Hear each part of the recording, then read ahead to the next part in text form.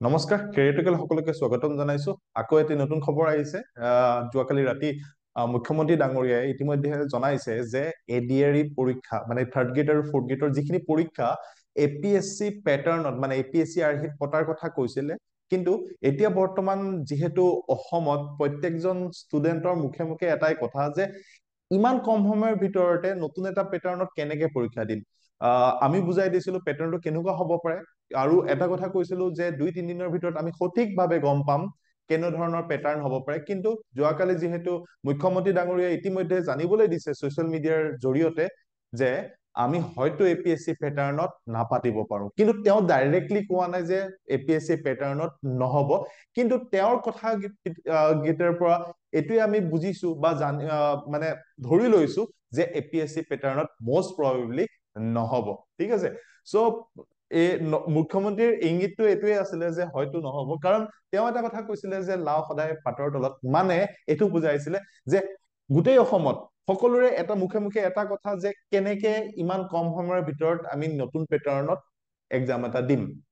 so সকলোৱে তো গতিকে সকলোৰে কথা যিহেতু চৰকাৰে শুনিবই লাগিব ৰাইজৰ কথা আৰু সেই কথাটোৱে মুখ্যমন্ত্ৰী ডাঙৰীয়াই ইতিমধ্যে জানিবলৈ দিছে কিন্তু তেওঁ এটা কথা কৈছিলে যে 2-3 দিনৰ ভিতৰত সিদ্ধান্ত লোৱা হ'ব যে 2 দিন বা 3 দিন এই কম সময়ৰ ভিতৰতে আমিও সেইটো কথা কৈছিলো যে আমি কেইদিনমানৰ ভিতৰত 2-এদিনৰ ভিতৰত আমি হয়তো গম পাই যাম যে কি হ'ব প্যাটাৰ্ণটো কেনেকুৱা ধৰণৰ হ'ব সেই যোনটো আগৰ প্যাটাৰ্ণ আছিলে এপিএসসি প্যাটাৰ্ণ কেনেকুৱা হ'ব এইটো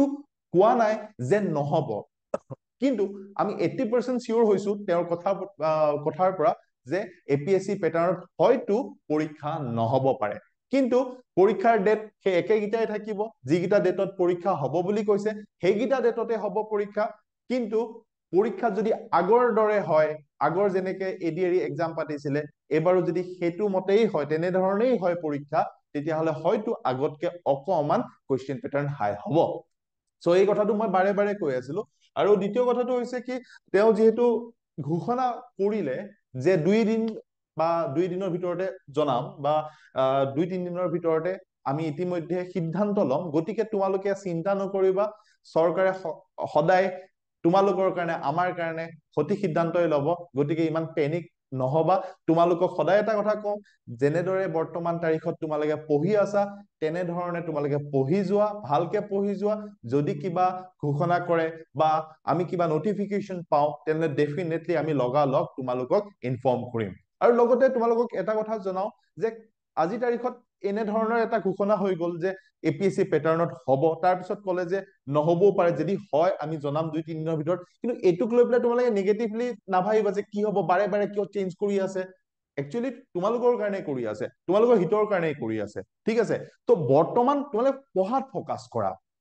পঢ়ি যোৱা টাইম ধুনীয়া যথেষ্ট টাইম আছে তোমালোকে এই টাইমটো প্ৰত্যেক দিনাই ইউটিলাইজ কৰা প্ৰতিদিনাই তোমালোকে ভালকে পঢ়ি যোৱা কেনেকে পঢ়িব লাগিব কেনেকে তোমালোকে ষ্টাডি প্লেন এটা কৰিবা তো সেই গোটেইখিনি বস্তু আমি আকৌ এবাৰ তোমালোকক জনাই দিম যে তোমালোকে ইমান কম সময়ৰ ভিতৰতে কেনেদৰে গোটেই এডিআৰই এক্সামৰ কাৰণে প্ৰিপাৰেচন কৰিব পাৰিবা কেতিয়া জনাম তোমালোকক যেতিয়া আমাৰ চৰকাৰে সিদ্ধান্ত দিব মানে ঘোষণা কৰিব যে এপিএসসি প্যাটাৰ্ণত হ'ব নহব মানে প্ৰিলিমছ মেইনছ ভাইবা হ'ব নে ডাইৰেক্টলি আগৰ নিচিনা হ'ব যদি আগৰ দৰে হয় তেতিয়াহলে আমি কম যে ইমান কম সময়ৰ ভিতৰতে তোমালোকে কেনেদৰে পঢ়িবা কেনেদৰে প্ৰিপাৰেচন কৰিবা কেনেদৰে ষ্ট্ৰেটেজি বনাবা কি খিনি চাবা কি খিনি নাচালো হৈ যাব যদিহে